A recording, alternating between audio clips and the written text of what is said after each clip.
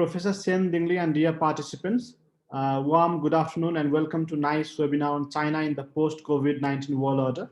Nepal Institute for International Cooperation and Engagement is an independent, apolitical and non-partisan think tank which believes in freedom, democracy and world free from conflict. We envision a world where sources of insecurity are identified and understood, conflicts are prevented or resolved, and peace is advocated. China Studies is one of our major research centers. China Studies as a whole brings into perspective the rising powers mounting economic, military, and diplomatic clout that certainly has the aptitude to either overturn or sustain the current contemporary world order. The center broadly examines China's international strategic thinking and conduct, foreign and security policy, and the impact of domestic politics and economy on China's foreign relations.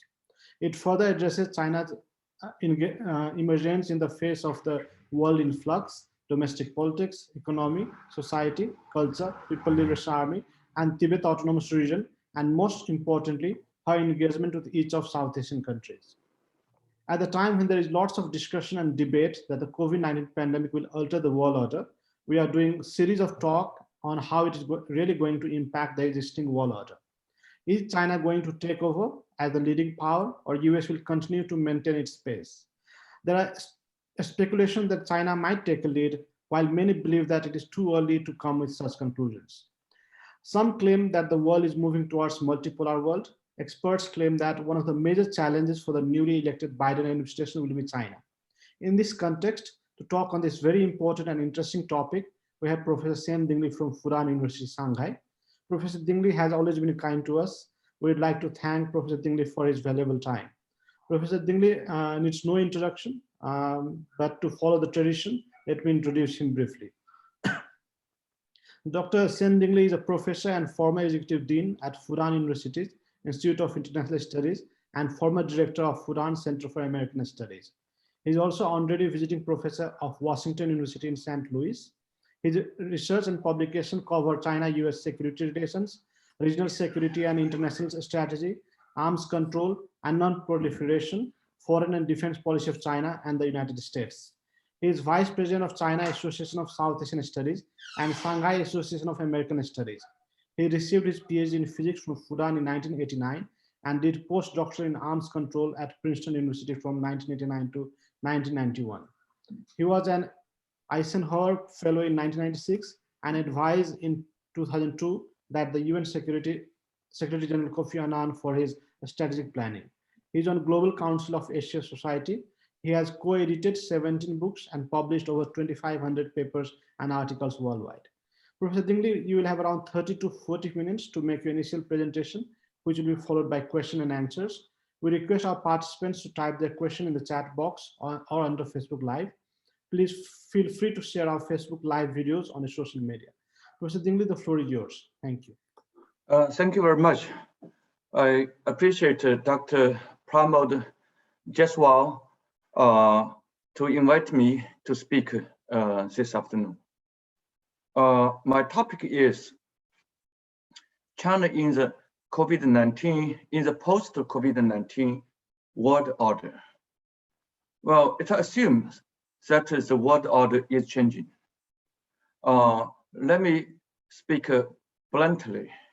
With or without COVID-19, the world order keeps changing. Every day it changes.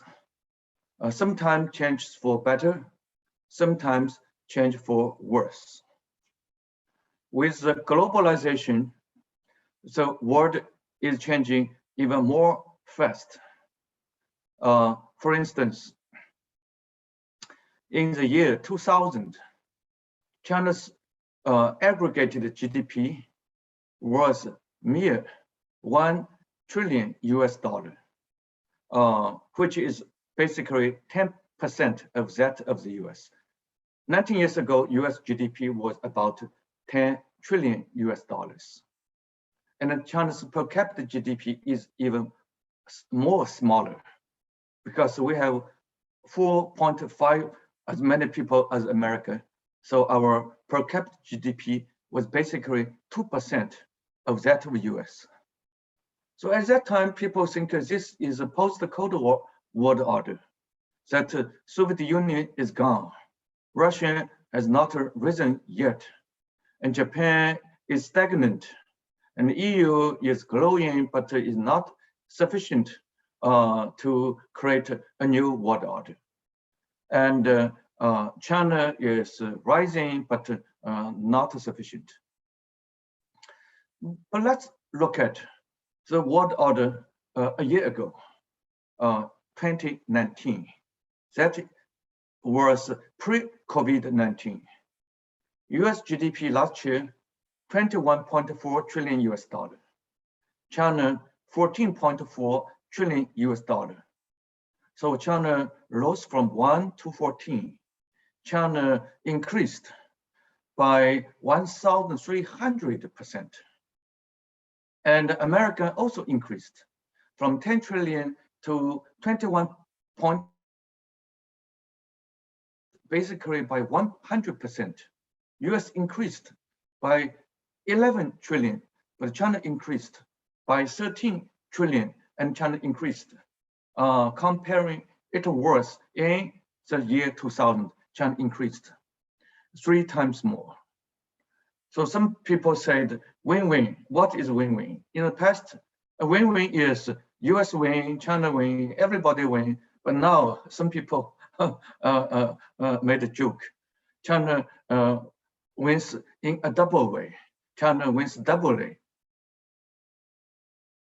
Wins the US by 2 trillion US dollar. And in relative term, China increased 10 times bigger than that of US. This is true. That does not mean US lose. Comparing with US, what the US was, US increased another America, but the world order already changed by last year because China's GDP that of US. So we are basically 70% of that of US. Comparing what we were 19 years ago, we were only 10%. So from 10% to 70%. So what order already changed? We don't need COVID-19 to have a change.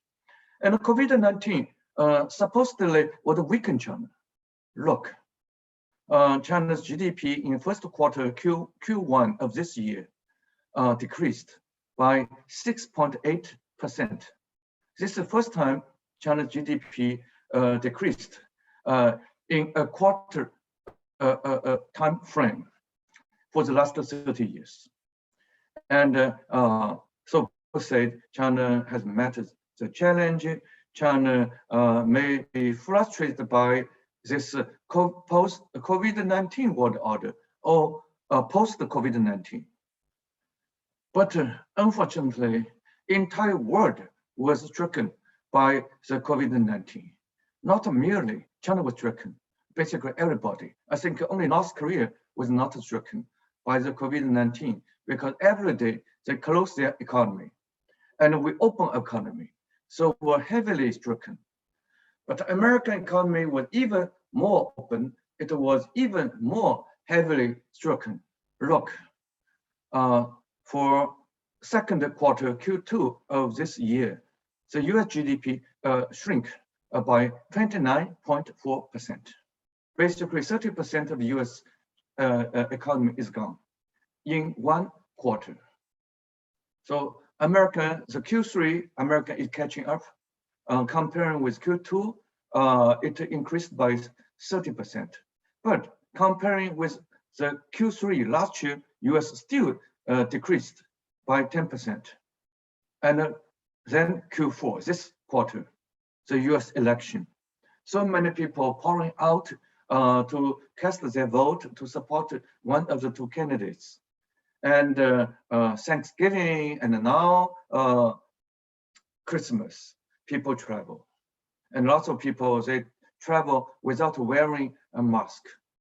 And US president and his wife, mostly they do not wear a mask. So COVID, the virus penetrated into the White House, into the Pentagon. So US was really severely stricken. The people who have been infected by the virus at this time was about, in an aggregated term, 17 million US dollars. And the total number of people who lost their precious life due to the virus has been about 300,000, basically 20% of the world. The US population percentage was mere 4% of the world. But the percentage to be infected and to lose their life, basically 20%. And China's population number is 4.5 times as big as the US. But China's number of these two numbers was basically 1% of that of the US, or smaller. So China was hurt, but China was the least hurt among the major economy. US was much heavily hurt, and India unfortunately followed, and Brazil also followed. So now let's talk about the post-COVID-19 world order. What has not changed is every year the US would reap lots of Nobel Science Award. And Japan has got 19 Nobel Prize in the first 20 years of this new century. And China only one. So China got one, Japan got 19, and US 10 of them. This order has not changed. So original research in science is still American leading and Japan leading, and China is nowhere. China is doing integration, assembly. When America give China some parts, China may make a big machine per the US design. China can assemble a car, but China does not produce the engine. For 5G chip, for those sophisticated iron and steel, the world order has no change. America, number one, Japan, number two, China not even among the top number 5. So I see no change. And when US sanctioned Huawei, ZTE, and various Chinese high-tech giants, they could hardly resist, because each year China imported 300 billion US dollar of chips that accounted for 1/6, because China in total imported 1.8 trillion US dollar. So every $6 China spent to import, China imported the chip. China is unable to manufacture. China manufacture the mid-level, low-level chip, not the high-level quality chip. And who produce? Chinese Taiwan, and America, and South Korea. And we could not produce. This kind of China's far behind of the world in original scientific research remains the same, with or without COVID-19. But as long as America would export chips to us and would not disallow other manufacturer of chips to export their chips to China, then we do great things. Huawei, our bridge, airports, seaports, our terminal, our fast rail, our airport, our 4G, 5G, but not the manufacturing, but we could do quite a good design, and we are catching up. And America must feel not comfortable to find that by the end of this year, we're only 10 days before the end of this year, China could still reap probably 2% of the increase of the GDP, and the US probably between 5 to 10% of cut of economic output. So China's effort to catch up with the US in terms of the economic output. With COVID, China would do better. Without COVID, China does very well, but not as good as COVID year. Why? China is willing to take a very painful decision to close its economy, to kick people back home, not to allow them to go out, no freedom. And people feel unhappy, but also people understand. They want to live, they want to survive. And we suffered dramatically for Q1. At that time, America was watching. It perceived that this virus would not go to US. And it would only hurt Japanese and Chinese, the Asian people, not Caucasian. That's wrong. The US cut off its cross-Pacific air aviation by later January and early February. That's right, but the US did not cut. So it's aviation between US to Japan, to Korea, to Hong Kong, to Singapore, to Chinese Taipei. US did not cut. US was wrong. When President Trump ordered US national emergency on March 13th, the US only reduced its aviation transportation from continental US to continental Europe, but without cutting off the airline between US and UK. I think the world order, sometimes you cannot change it, the trend. Human nature, we want to be rich, we want to export. America want to be rich, so they invest in China. When they invest in China, the manufacturer makes more money. When US consumer bought stuff imported from China, they save money. That's human nature. This is globalization. American technology, Japanese money, Chinese Taiwan's management, and Chinese government's leadership, and our people to work, to manufacture. And I think this will continue. With or without President Trump's unwillingness to allow it to happen in its current shape, it would moderate, it would adjust. So US probably would bring some of its manufacturing back to US, because US cannot allow mass production to be imported from China at a time of emergency, when the production chain was too long. But most of the manufacture would still be in China, because America want to buy cheaper stuff. Or if they relocate from China, they mostly would not be back to the US. They would go to Vietnam, go to India, because that place still has a much cheaper salary than America.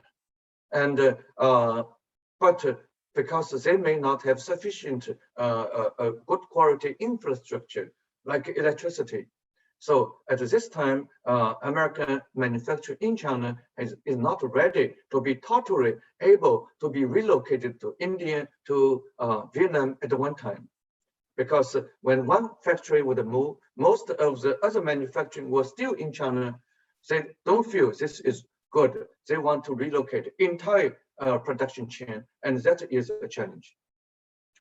So I would say, globalization is unstoppable. At the most, it can only be moderated, to slow, but not to shut down. The US want to export more to China. This is one-way globalization, but the US has to accept Chinese goods exported to the US in order for Chinese to import more stuff from the US to China. This is a two-way globalization, and China does a lot with various countries. We are the #1 exporter, and we may be #2 importer. The world needs China to import a great amount of goods from various countries, including the United States. This benefits other countries. This provides job opportunity for other countries to tap the globalization. For this, world order would change. China will become sooner or later the number one, not only number one producer, but also the number one economy. Probably this would happen in about 10 years, with or without COVID-19. So I would not say post the COVID-19 world order. I would only say world order. But human error may expedite the changing world order. So human error may be someone discovered this virus, but they failed to report. This could happen in Europe, in Asia, in China, in America. And virus, they travel with people, with vehicle, with airplane. And in this case, with this frozen food China imports from abroad, the virus will come to accompany with the goods. So we are very careful with the so-called the cold chain of this frozen stuff, especially during winter time. And sometimes you don't pay attention. But once you got a report of the case of infection, we have to be careful. So this way, our importation is slow, globalization is slow, but then the travel of the virus also becomes slow. So now we got a vaccine. So it will take a while for people to be injected. And initially, people may be scared whether the vaccine is mature enough, because sometimes we never have been injected with such kind of chemical stuff or biological stuff. So America predicted that by next mid-year, like June, America would complete first round of the injection, and probably China would do similarly around that time. Therefore, for the first half of the year, the economy, American economy would not be great. President-elect Biden is working on new US law. Once he becomes the US president, he would promote a new law that people will be imposed to wear masks. And he has assembled his healthcare, his public health team. And Dr. Fauci has been invited to serve as president-elect Biden's public health advisor. That's great, but it will take time. So next year, not only America, many other major economy will be still hard to gain the land they have lost. But China may jump from 2% GDP increase this year to 70% or probably more. Therefore, global order, the world order, what may change even faster due to human error, due to President Trump's unwillingness, resistance to wear mask, not to impose people to do it. And this is also due to the World Health Organization error, because for a long time, the WHO said it's unnecessary to wear mask. Only medical doctors need to wear. Only sick people, patient, not healthy people. Now we know this is ridiculous. WHO has spread the ridiculous public health advice. So it's bad. It is a problem. But now it has fixed. But damage it done. When Chinese side saw the damage, we quickly closed the economy, left people to go home. And by April the 8th, Wuhan is reopened. Then Hubei province, where Wuhan is the capital city, reopened. So internally, China largely has reopened for its people to travel, to move, and to work. That's great. We're still scared for traveling abroad because the world is not secure. So we need to inject vaccine and don't travel next year and wait for the entire coronavirus 19 to end, probably after a year or two. So next year, no good to travel, but probably 2022 we can do some limited travel. Then China economy is hurt. Our connection with the world is weakened. So China has launched its domestic campaign, which is called internal consumption or internal economic circulation, to incite its domestic demand, and that is mostly met by its domestic supply. So domestic supply means manufacturing and growing food and making food and making our industry. And then we try to import, probably it's the future of, we try to export, probably the future of export is uncertain. So we have to expedite our process of internal circulation, which is internal buying and internal supplying. All this without a human error, with humans' kind of smartness, with a human wisdom, we can reduce the damage of an unfortunate COVID, which has been, which we have been hurt. But some country can do, some country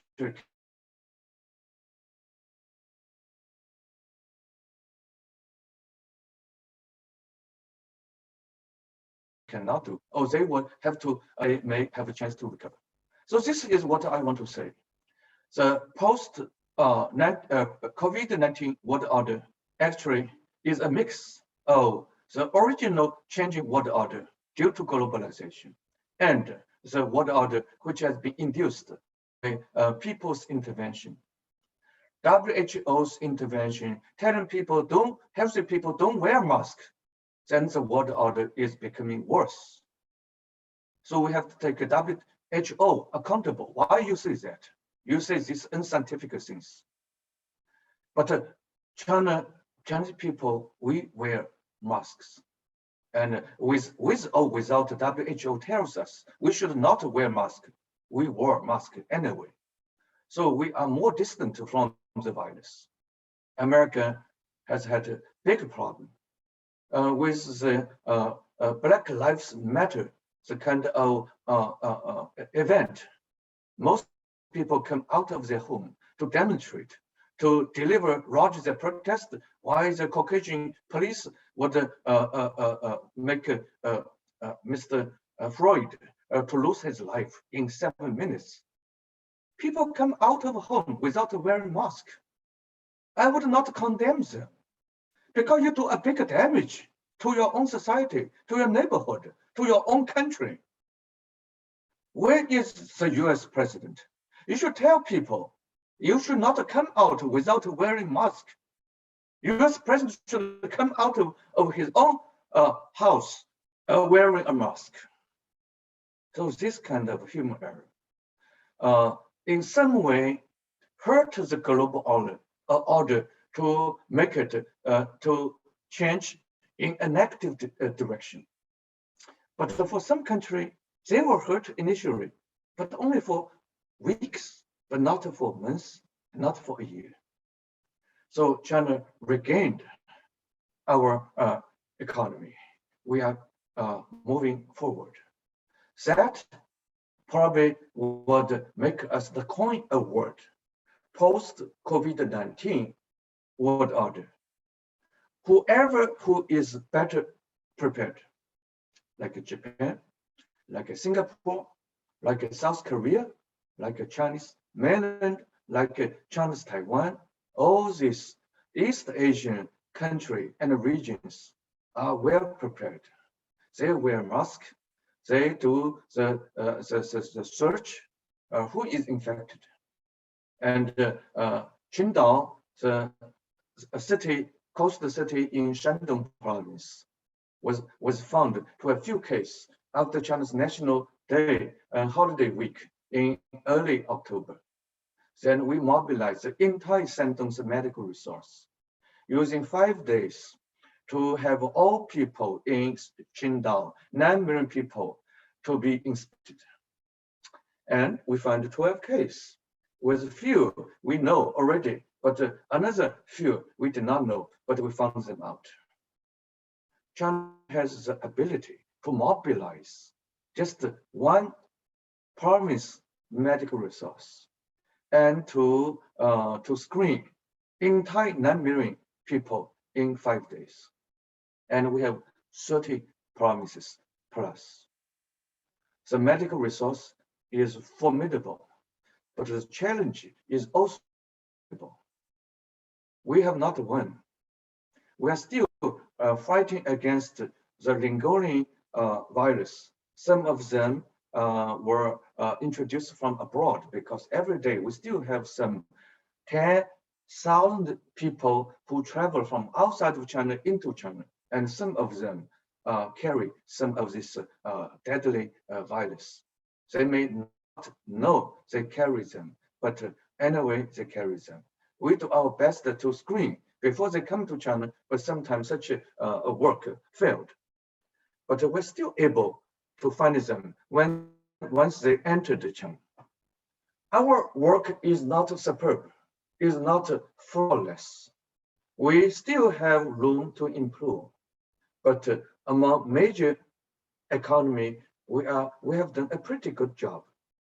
And then some people may think why East Asian people may do better job. I don't know. Somebody need to do research. But then this area recovers our economy probably first. Then more and more people in the country would suit. Then we see the emergence of a new world order. World order led by the US has been significantly weakened because the US quit TPP, the US quit WHO, the US quit JCPOA, the US quit Paris Climate Change Accord, the US quit UNESCO, US quit UN Human Rights Council. The US is unwilling to lead. That was supposed to benefit America. So America does not need to buy for its leadership.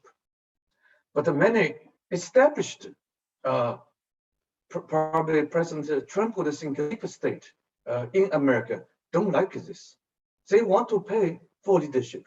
And they think pay to pay or not to pay, US need to lead. Then China, even if China is unwilling to lead, the world needs a replacement of US to lead. And China does not follow the US to quit Paris climate change. And my president Xi Jinping said, by 2030, China would balance its, China would stop the net increase of the carbon emission. We announced this a few years ago when we signed the protocol. But this time, President Trump made a new statement. He said, by 2060, namely 40 years later, the net emission of China's carbon emission would be zero. So by 2030, the net increase of carbon emission, zero. By 2060, the net emission, which means how much China emits, China would take them back into the earth to put them underground. China has made a very severe, heavy vow to save the world. I hope China would honor its word. I think with the introduction of new technology, new carbon reduction technology, and making them commercially available, China can reduce the cost of saving the earth and also can help other countries to do the same. So we are going to see a new world order, which is not a post-COVID world order, which is a world order which would make the temperature of the world, of the Earth's planet cooler. This is a nicer world order. Who leads? We warmly welcome the US. President-elect Biden, on his very first day of inauguration, would bring the US back to the accord. But if the US was unable to do, China will do. A new world order that is led by a group of likely-minded countries, probably China, Nepal, India, Japan. We'll see if other country would follow. But China would do it with or without any other country to follow, because we promised to do without a condition. If any other country would not do, China would not do. We do it unconditionally. And then I think China qualifies for a technological and moral leader if we would do. I hope America would beat China, go back to the accord and pay money to the Paris climate change to help a poor country to buy technology, to have better technology to cut carbon emission. China, one country cannot shoulder the entire burden. We need America, we need many industrialized country. And this is a global mission. We still need to share the burden globally. But if America is unwilling to shoulder the burden, China will do, in collaboration with other likely-minded countries. And if Biden would bring the US back to WHO, US would spend more money, China spends significant amount of money, but still far less money, and give the money, so WHO would have more resource to buy British vaccine, American vaccine, Chinese vaccine for every country, for any country they want to have them for free. And we have a burden, we have a moral mission to help. China, one country is not enough. We need America. America, please don't fail our expectation. We don't care if in a post-COVID-19 world order, America is a leader or China leader. We don't care. We care as long as African people, as Indian people would still be stricken by the disease. Chinese cannot travel freely. American cannot travel freely. And African and Indian people and Nepalese people cannot travel freely because we have the fear. We don't have the virus-free environment. For this, China, US need to cooperate. Whoever leader, that is less importance. The vital importance is globalization, co-leadership, shaking hand, and we should move forward. We have different ideology, we have different lifestyle, but that should not prevent us from cooperation. So I hope the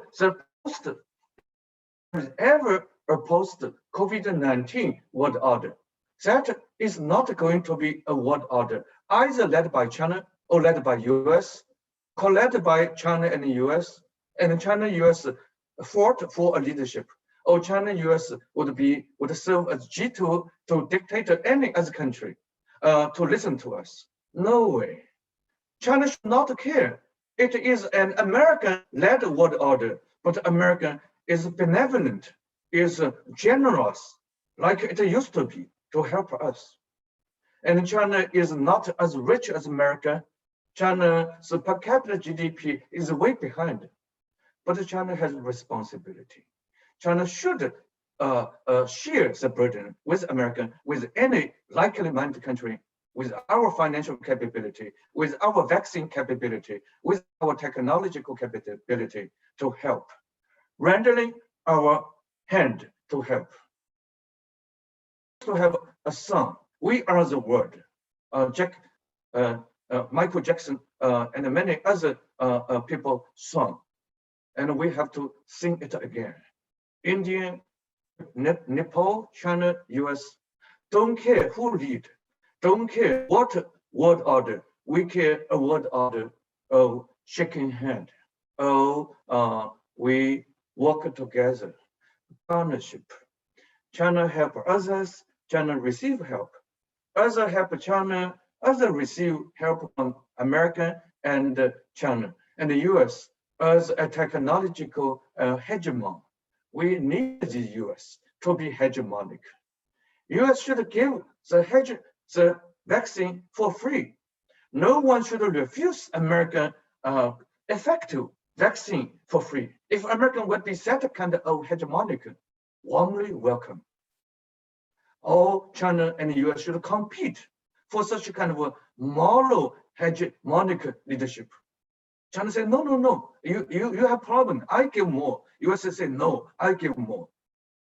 Let's see if President Xi Jinping and new US President Joe Biden could do this.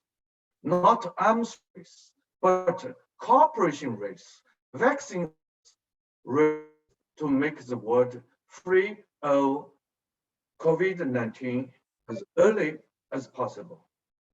Thank you very much. I appreciate Dr. Pramod Jaswal and your organization in Kathmandu to offer me this great opportunity. Thank you very much.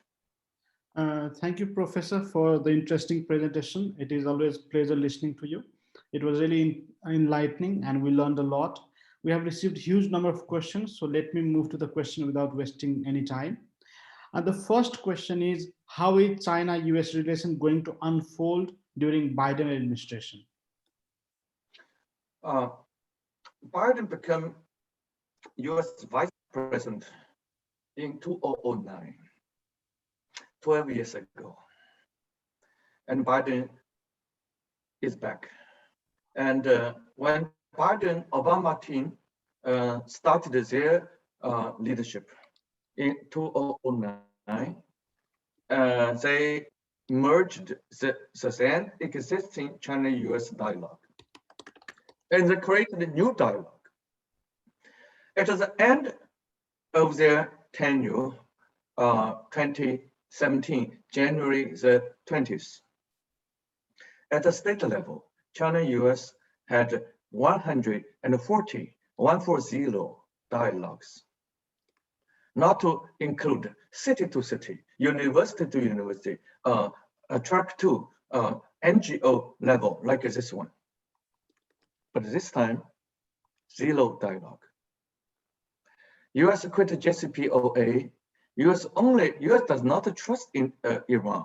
US want UN to sanction Iran, not to lift the sanction, but the US has lost its right without being a member in the JCPOA. US did not have the right to ask the UN not to lift its sanction against Iran. And the US does not need China to cooperate. Either US say fury and fire, and vis-a-vis Mr. Kim Jong-un, or meeting bilaterally in Singapore, in Hanoi, in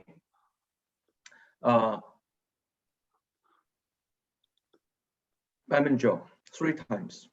US does not need to talk to China. US does not need to debrief to China. So China-US used to cooperate for nuclear security, cooperate on North Korean nuclear issue, Iranian nuclear issue, climate change, carbon reduction.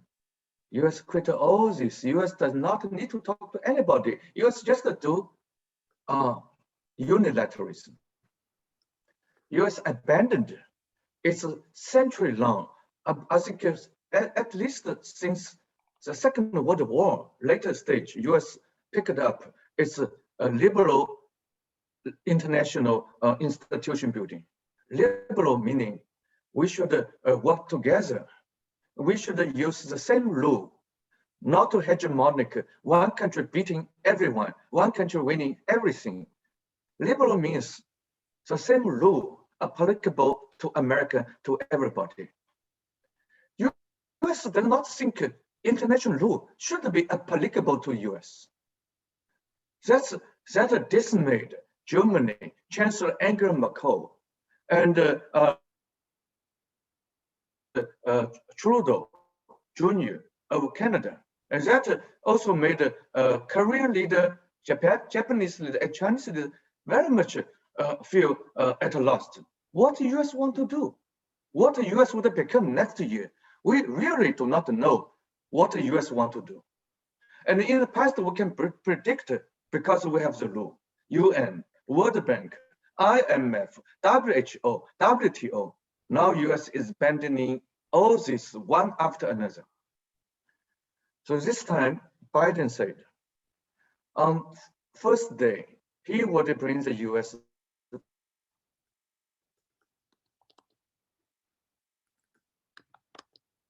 back to Paris Climate Change Accord. WHO, that's great.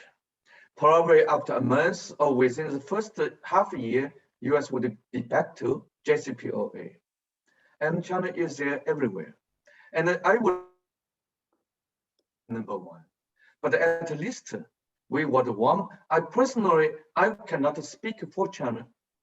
Personally, I welcome the US to be back to be number one again. And give more money, to be humble, to have the humility, to propose, and to be beaten by other countries, and then we make a consensus. And all would use the consensus to save the Earth planet, either for nuclear weapon proliferation, or for climate, or for disease. That America is someone we really like. So that's why I think so many people, 80 million American people come to vote for Biden. He got a record setting. For the 2 centuries US presidential voting, this is a record-making number. And it's America's ally. Germany, UK, France, Japan, South Korea, and Australia, and Canada congratulated Biden in the first week of the November 3rd. China was a bit hesitant, so China congratulated a bit later, and Mr. Putin congratulated as late as on December the 14th, when the US cast its electoral college vote. So America's friend said, it's a dear friend. Don't care if Trump feels unfair. They don't care if Trump would sue, would raise a lawsuit and would win. They don't care to offend the serving US president. They just congratulate. Why? They need a better America. Everybody needs a better America. I think Mr. Trump, it's unfair to say Mr. Trump has done nothing. He has done a lot. I admire him, I respect him, but without wearing a mask and asking people don't wear a mask, I think he failed his job. This is the huge controversy in the US this year. America paid a dear cost. That also makes the world less moralized. Every country has its own responsibility. China can do better, US can do better, but at this time, let's not blame each other. And China may not say it's a US military sportsmen, they come to Wuhan to attend the military Olympic. And probably we don't say they do. We say maybe if you are not a terrorist, how you are not? China may improve, not to say that. But the US president should not say Wuhan violence, Chinese violence, until WHO would validate it, would inspect and find evidence, unclear evidence. And then we should be humble to accept the blame. But without evidence, please. So I think Biden has a zero kind of wrongdoing because he was not a public servant. He was not a vice president, he was not a president in the past year. He has nothing to do with this rampant spread of this disease in America. He will be a savior to save America. How to make those people to unite? People supporting him, people don't like him, to unite. He has a huge job. He may fail, but I pray for his success and hope he may find a way to reconcile with the current president and they can unite. At a future time, the older president, retired president, and the current president would unite, working together to save America and then to help the world. So you see, China and US can cooperate on vaccine, on North Korea, on Iran, on nuclear security, how to prevent terrorists from attacking civilian nuclear reactor. It's Mr. President Obama working with Chinese President Hu Jintao to launch China's Center of Excellence, National Center of Excellence of Nuclear Security in Beijing. So US gave China some money, some technology. We built a facility to train our future nuclear engineers, how to make them to operate our lots of civilian power reactor without accidents, without being hurt by terrorists. And also train other countries' nuclear engineers to empower them anti-nuclear nuclear terrorist capability. It is China-US cooperation. Now, no cooperation. China-US need to cooperate. They may not cooperate exactly this way, but as long as they have the consciousness, they have the sense of burden not to have our civilian power station to be compromised by terrorists, then we need to share intelligence, share technology. And we also need to lend our hands to other countries if they need. We cannot impose our help to them, but if they want, we would love to share our expertise. I would not say China, US, under Biden, everything would be improved.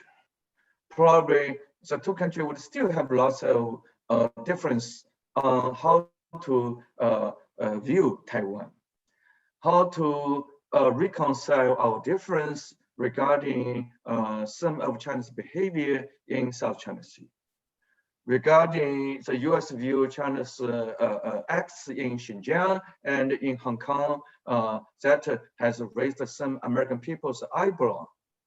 And Trump beat sanction. Could we talk? And China has its story. America has a story. America police unnecessarily suffocated Mr. Floyd.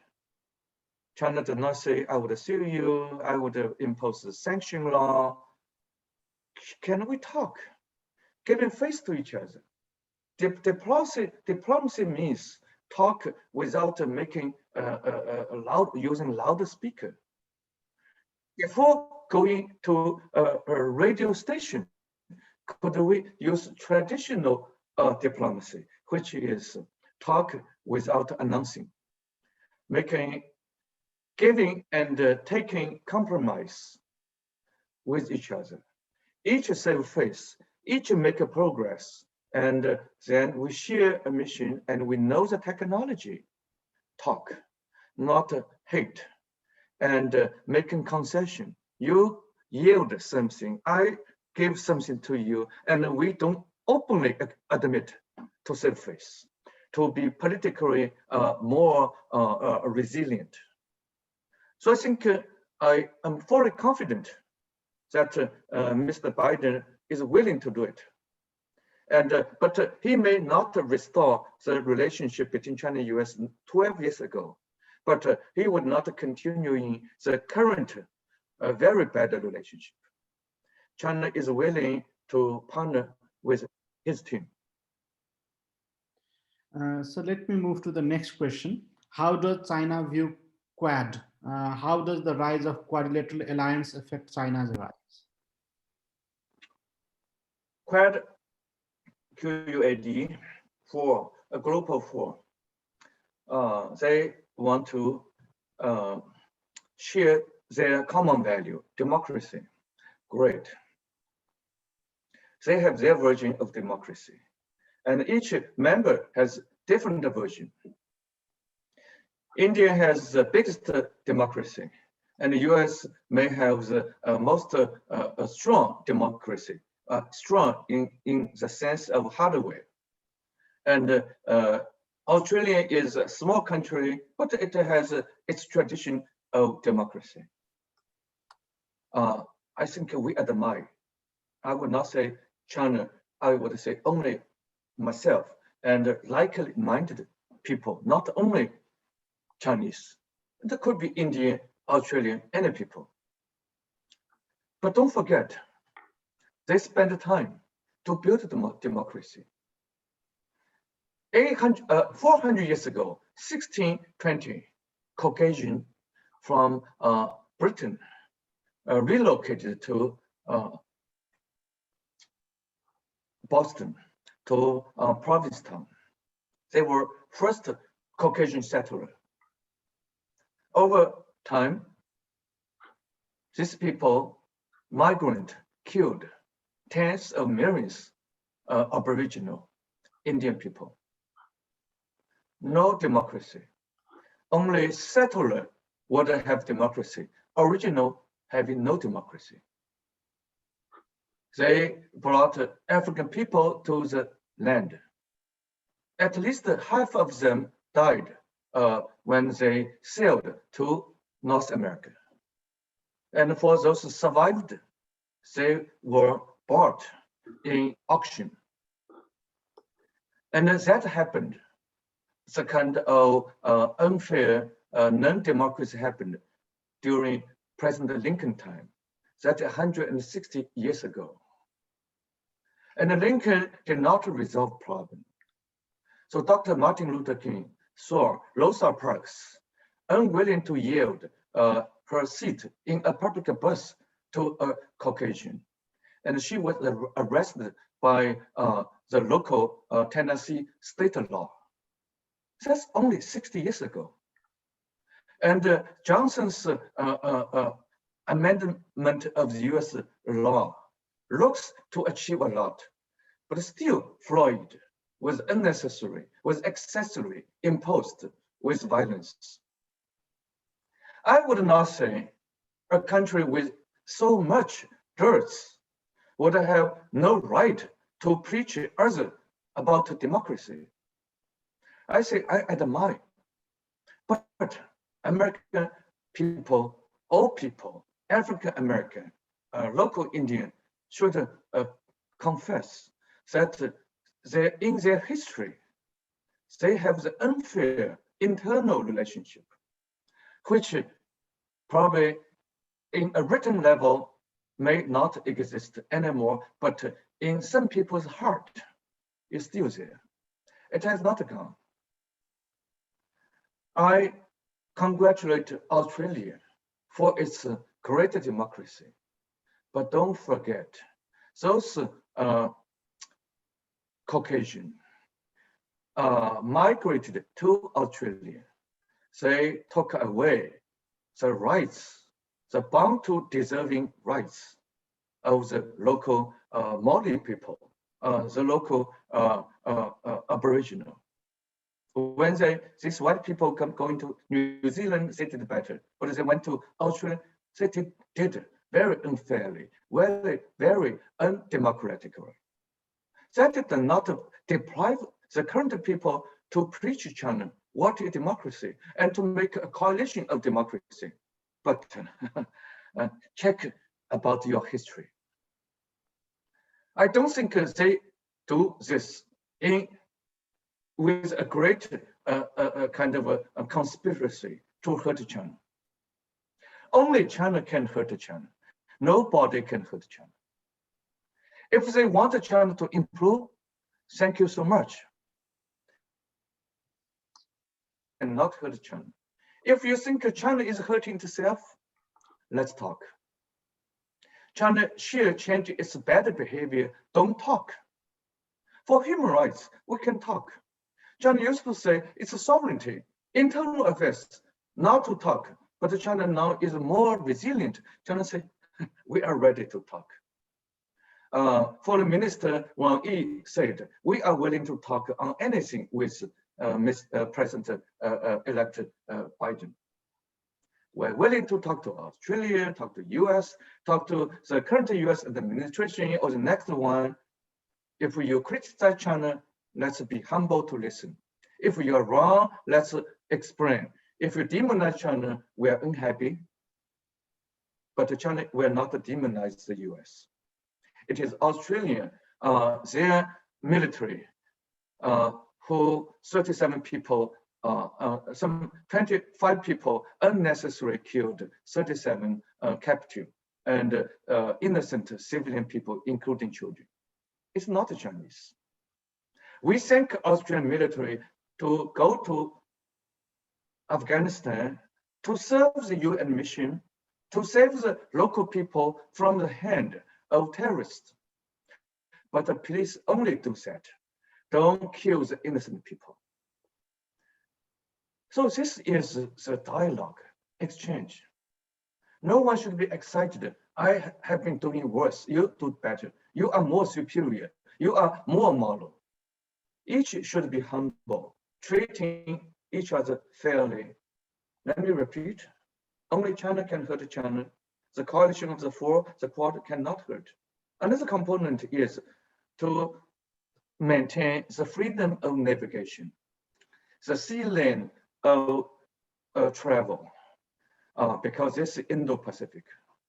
Great. I thank America, thank India, thank Australia, and thank Japan for being willing to do it. When our ocean liner returning to China, sailing through the area close to India, it's Indian Navy come to save Chinese ocean liner because we were hurt by the sea-based people who want to hijack. And America, our Navy and American Navy sailed to Gulf Eden. And it's China's provision of global security products. And we do joint operation with the US. And when our Navy is in one area and our merchant ship was hurt by some of these terrorists, it's American ship who came to save China. Why China should have any problem? For any Quad, for any a coalition of the four to use their own money, their own resource, their military to help any country, including themselves, to help China, to keep the sea lane free of harassment. Thank you. Would you mind to invite China? If I were President Xi Jinping, I would be happy to be invited to contribute Chinese naval resource to maintain the Pacific part, the Indian part, to make the Indo-Pacific free, the free sea lane of travel.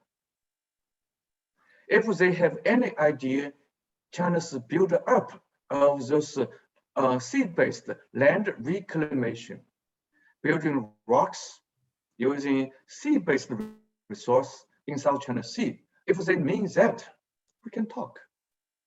President Xi Jinping went to the White House in September 2015 to talk to President Obama, to talk. We are willing to talk. We talk to Vietnam, we talk to Malaysia, we talk to Philippines, we talk to all stakeholders, one-on-one. We also talk one on 10.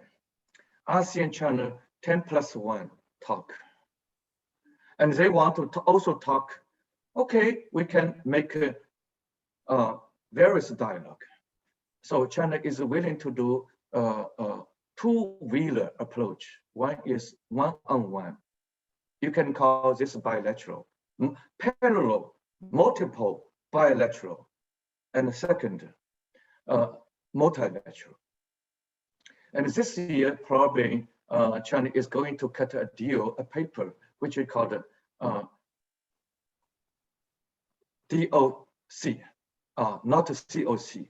COC is about the principle. The D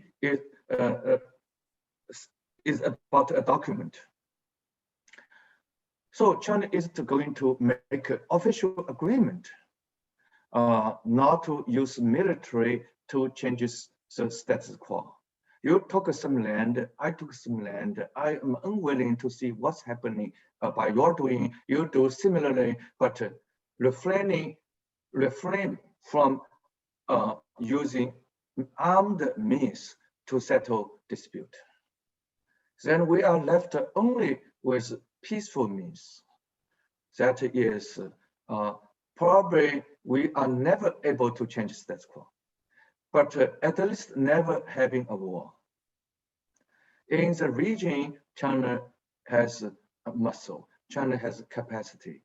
If China is willing to use muscle, China may grab some piece of land, but other country would blame China.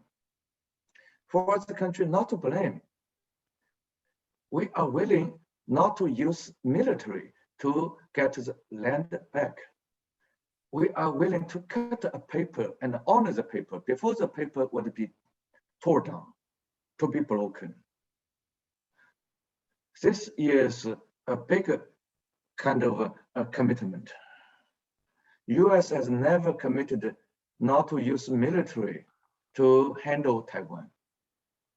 The US-Taiwan Relation Act promised the US at a time of crisis, the US president would consult with the US Congress leader to decide how to save Taiwan, how to defend Taiwan. They delude, including the means of military means, but Taiwan is not a part of the US. In US law, US openly threatened China. China is willing to cut a law openly to relinquish its the chance. Of course, other countries should also relinquish. I think it's going to be a bigger deal. Of course, using peaceful means, you have multiple choice. You can go to court, that's peaceful. You can get mediation with some peace missioner, a shuttle diplomacy. We can have the bilateral talk, we have multilateral talk. But China is less interested in going to court. My personal view is that this is one lose, one win game. If China won, then other claimant would lose. If other win, China would lose. Could we not do one party wins all, one party lose all game, but to have the negotiation? Nobody is going to win all, and nobody is going to lose all. Everybody did not get the most face, but everybody at least has some face. So this is probably not the best option, but possibly is a better option. We would never have the best, but we could always conceive a better one. Having a war to get all is the worst. Having a court ruling that to lose everything, to get everything, may be second best, the second worst. Then bilateral talk may be the better, because it has no third party intervention. But one party is more powerful, another party is less powerful, probably due to negotiation, some psychological, subtle kind of impact. But what about 10 plus 1? ASEAN plus 1. And these have been discussed in ARF. This has also been discussed in many government level, multilateral, and track 1.5 and track 2. So this is why China does not want to opt for a worst or second worst. If we cannot get the best, at least let's attempt to find a second best. Not all friends understand, but after cutting the paper, all 11 players would automatically lose any chance to use the UN Charter empowered national sovereignty to use military to defend its country. When China thinks the land belongs to me, I don't need to go to any place. I can use my military to defend. But China thinks you also claim. Even I disagree, but the fact is there. I do not agree with you. You do not agree with me. In reality, there is a disagreement, which is called different claimants. For this, we are willing to abandon perpetually in an enduring way to use our sovereignty to settle. We do have sovereignty to use military. And all the other 10 countries also have their own sovereignty.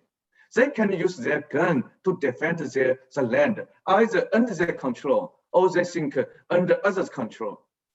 But you also need to put off your gun, to use your smile, use your mouth. Let's drink, let's chat. We may not be able to resolve these daunting challenges in years to come, but at least we have guaranteed peace for decades to come. Thank you. So we have lots of questions, so maybe the upcoming question you can be a bit brief. Like Western world order is fundamentally supported. Excuse me, let me clarify. DOC is Declaration of Code, which is in principle. COC is Code of Conduct, which is a legal law. I just made the wrong interpretation. Now this round is the right interpretation. COC is a law.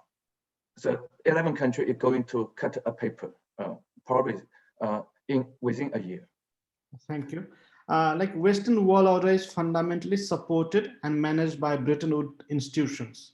How Beijing is seeing Bretton Woods institutions' role in dealing the crisis, and what will be the role of China-initiated institutions such as New Development Bank and AIIB in days to come?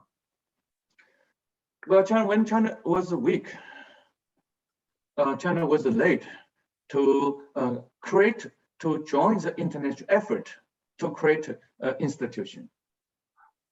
But we were not weak. We won the Second World War. We were empowered by our success. So we made, in collaboration with the US, to the United Nations. And we created a job, a seat, permanent member of the UN Security Council. And then we waged a war with the US in Korea. We made a tie, which means we are not very weak. We did not lose. But when we were busy with being opposing to imperialism, colonialism, and kind of hegemonism, China was busy with supporting those poor people, Martin Luther King. South Africa, they have their own apartheid. We supported the suppressed people. We support North Vietnam to unite with entire Vietnam. We were busy. We did not catch the making of the World Bank, IMF. And we used to work with the US to create GATT. But GATT was converted to become WTO.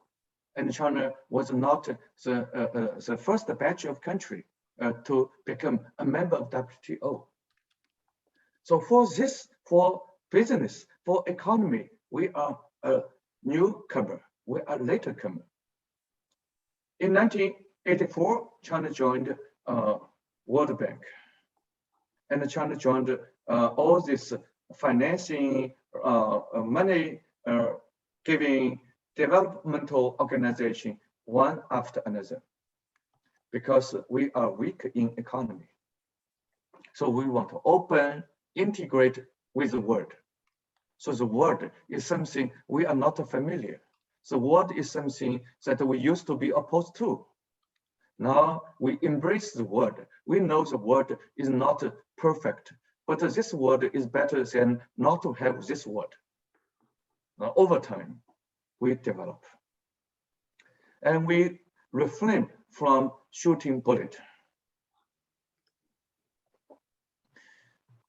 China, Japan made some understanding, sharing the difference, co-development. So China, Japan, our Coast Guard, our civilian sea management authority, they did not shoot a bullet in dealing with each other's difference. China, India made an agreement how to maintain peace and tranquility along the line of actual control. I regret that this year, we have some bad things happen. But we have principle that when the two sides launch heavy military drills, you have to withdraw troops from within close distance of the line of actual control. We should notify each other within certain kilometer. And when we do certain level of drill, we should notify with each other. And China, India made an agreement how to avoid physical kind of friction in the area of land of actual control. So we made lots of land kind of significant kind of agreement, short of settling the dispute as to where the line of actual control is. We do not always agree. And we are far from making a border agreement forever settle the difference. From 1988, when China last fought with Vietnam in Chiguajiao, in a kind of shallow area in South China Sea. For 32 years, Chinese military did not have any war with any other country. 32 years. It's not a short time. We do have a chance to use. When Japan nationalized China's Diaoyu Island, what they call Senkaku Island, that is a rampant breach of status quo. And we send our vessels to the region. Our Coast Guard sometimes occasionally entering the baseline of the territory water. But our fishermen did not went there to enter this territorial water. So we still manage a relationship with Japan. China-Japan in 2018, for the first time, generated a military confidence building and security measure, which is East China Sea, air and sea emergency avoidance mechanism. When two military aircraft approach to each other in the disputed area and space above the disputed area, now they have the procedure. Open a book, speaking in English, to tell others, please leave, I will also leave. They will not say, it's my land, you have to leave, I have to stay. They say, 1, 2, 3, let's leave together. That's great. In theory, if China and Japan would implement this book well, China-Japan would not resolve the dispute, but they could technically not to have the Hainan Island clash between Chinese jet plane and the US EP-3 reconnaissance airplane.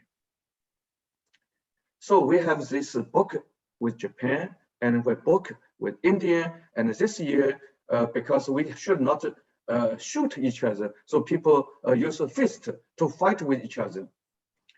Some Indian young men lost their life. I deplore. Some Chinese young men lost their life. I also feel painful. With this bad incident, we are renegotiating for 3 rounds how to avoid physical contact in the future. So we need to find some new mechanism. That still does not resolve the dispute, but if we can avoid the physical contact, we would never fight. So China has this kind of idea. It's very difficult because it's going to be very emotional if we lose the land, or if we get land, you are becoming very emotional. So let's negotiate. Don't go to court. India sue China in the international court. Oh, and they may lose. Oh, China sue India in the international court, and we may lose. Why we do this? You win, I lose. I win, you lose. Let's keep the status quo. It's not a result, but not to make this difference spill over to become even greater. This is Chou En-lai's wisdom. Share the difference.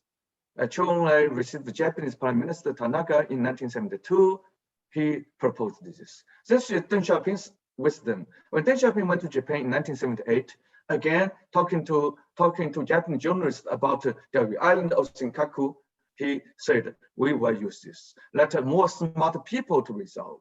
Now, smart people, Xi Jinping and Abe, their subordinates negotiate a book, Security and Confidence Building. I see you, you see me. Let's live together, not let's approach to each other colliding. Good. Quarter China and India make a similar book. In the future, my picture will saw you, your picture will see me. Then we say, "Hello, my friend, let's live. I would move to a place where I cannot see you. Please, you also move more distant to me, to a place you cannot see me." If we have heart. The 1.3 hearts fighting should only make the Quad, QUAD, unnecessary to become a quasi-military alliance. Unnecessary. India does not need America to defend. India has everything. India has nuclear weapon. India has the medium-range ballistic missile. India does not need America. America could only make India's security environment worse. India needs its own muscle and brain, backed by muscle using diplomacy. And China does not need anyone to help us. And we have our own muscle, we have our own brain, we can resolve this. So this is how I look at the Quad. I'm not scared by democracy. I'm appreciative for their making the ceiling of transportation free. China needs a ceiling. China may be the #1 user of ceiling, not America anymore. Why China should be bothered by other country using their navy to help China to make the area free of those terrorists? America is not a terrorist. India is not. China is not. We have misunderstanding. And we don't know how to dispel the misunderstanding. So many countries say, why China does not go to the court? Why China does not accept the PCA ruling? This is peaceful. First, let me admit it's peaceful. But there are different means of peaceful approach. One win, one lose is not as good as all win. Nobody really all win, but no one lose all, no one wins all. For a big country, losing all will be politically difficult. But for a small country, they are politically as sovereign as China. They have their own independence, their own political correctness, their own faith. Why they should lose all? Then we perceive a problem. Because you don't use peaceful means, then you use military means. No way. COC would exclude the use of military means. But for various peaceful means, let's try which is better. Maybe 1-on-1 is better, maybe 1-on-10 is better, maybe for some minor issue, not all win or lose, we may try the international court, but not to let a bigger chunk of stake to be determined by the lawyers, because the stake is too big. So let me put two last questions together because we're running out of time. So maybe in 5-7 minutes, you can answer these two questions. First is China going to be satisfied with current regional hegemony, or as global power naturally try to create a unipolar moment for themselves, is China going to do the same? Second is, how do you look at RCEP? Is it a geopolitical win for China? Well, you like or dislike a hegemon or not, it often happens. Why a hegemon could exist for some time? Because hegemon actually is benign. Because it offers us this, give money to the World Bank, and the World Bank gives the money to poor country. The rich country may not give the money to World Bank, it can give the money to likely minded poor country directly. US is willing to give them money, not to say it's the money is US money. The money is a global money. This is benign. Because the US often provides benign developmental and security public goods, then it's accepted.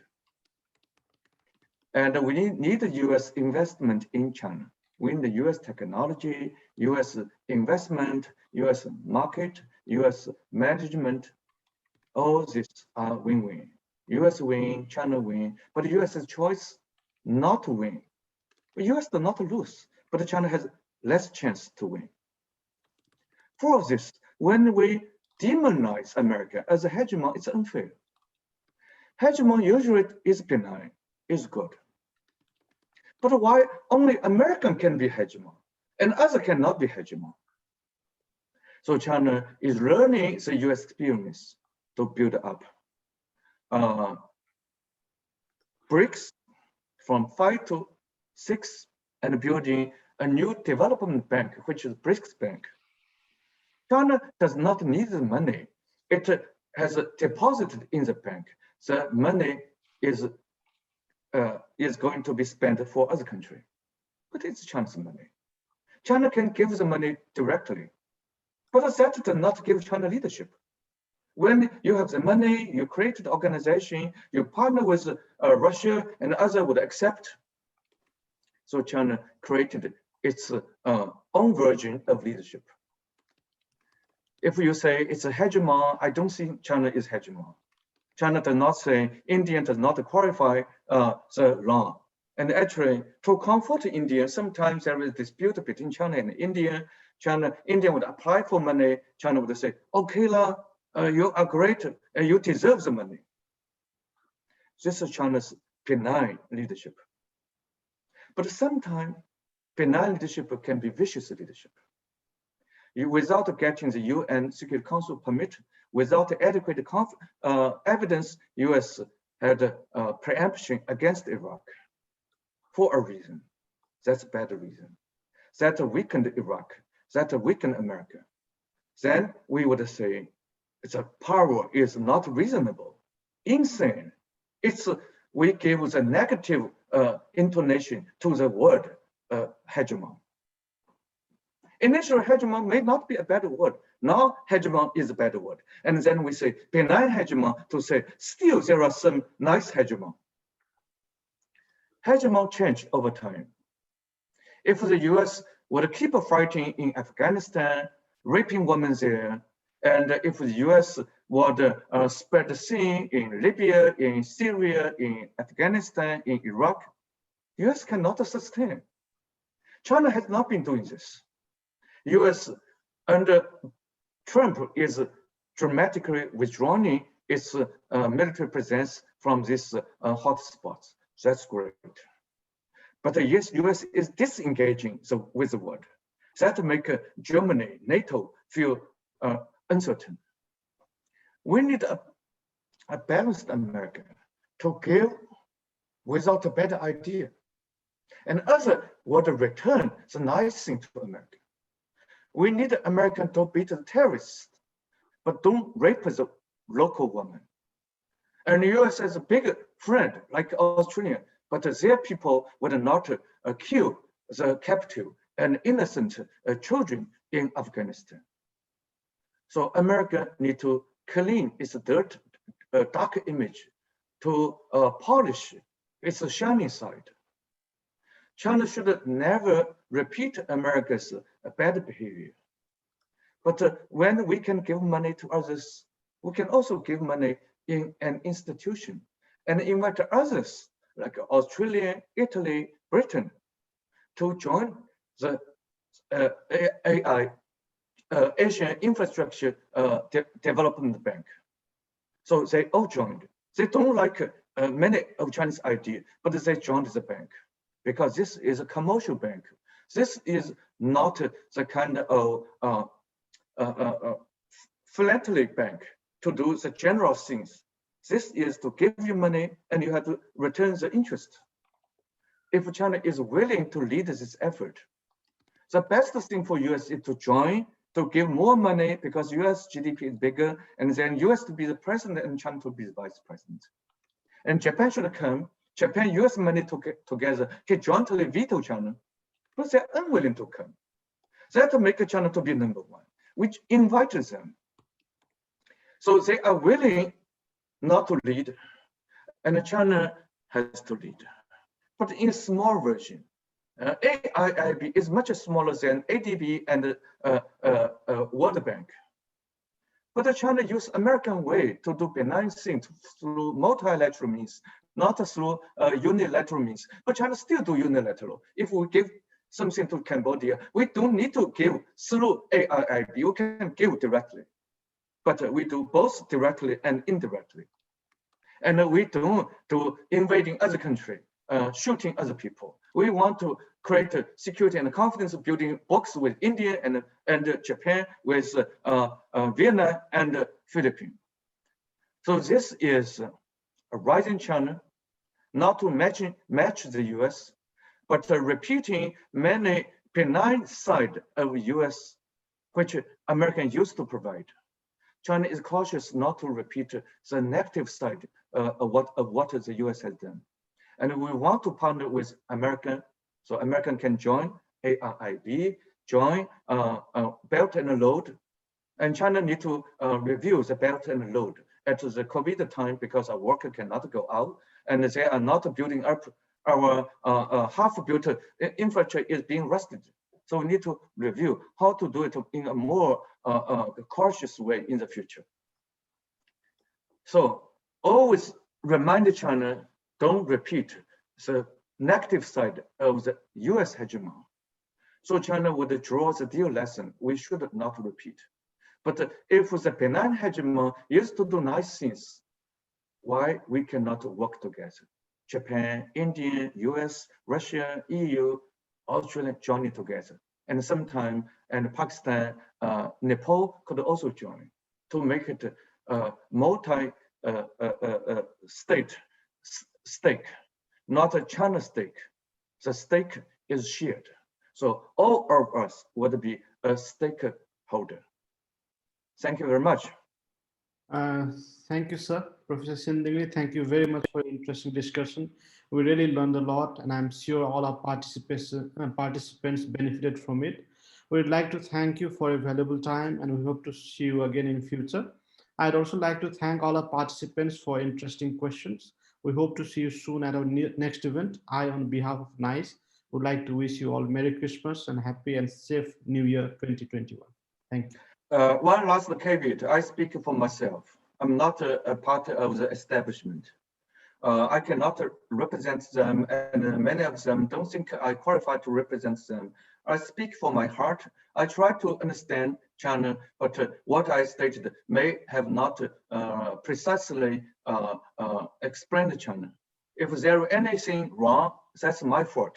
Nothing to do with my Fudan University, where I'm a professor, and my government.